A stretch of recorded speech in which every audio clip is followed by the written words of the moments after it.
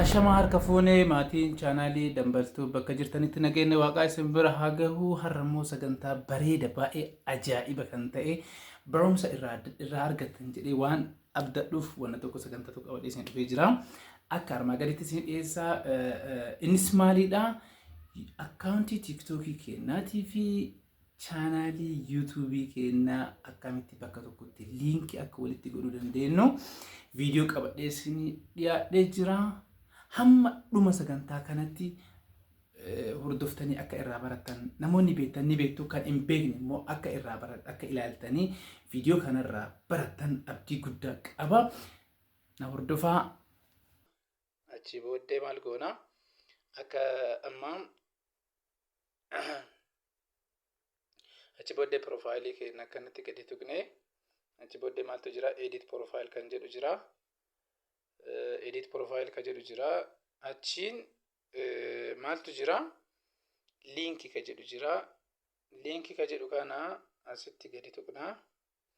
Kan website jedhu jira. Website kan jedhu yogguu galchine kan telegrama keenyaa galchina. Instagram yoo barbaanne Instagram galchina.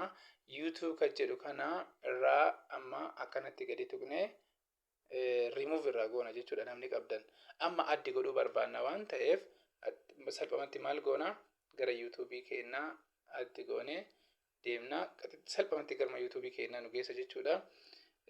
Yuutuubii keenyaa asirratti iimeelota hedduutu jirani. Iimeelii nuti yuutuubii ittiin fayyadamnu san gadi tuqne isarratti fayyadamuu dandeenya jechuudha.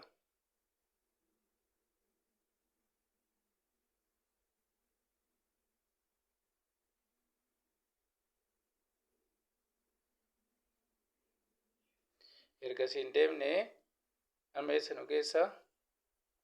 Kunooti dambaltuuf jedhee naa fidee jira jechuudha. Yuutuubii liinkii chaanaalii dambaltuuf jedhu naa fidee jira. Isa irratti gadi tuqne akkuma salphaatti naa fidee jira jechuudha. Kanaaf amma deebinee asitti ilaalla.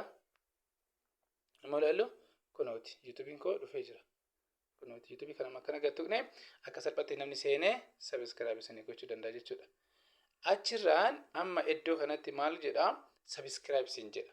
Subscribe yoo jedhee sign siin jedha. Sign waan jedhuuf sign kan jedhu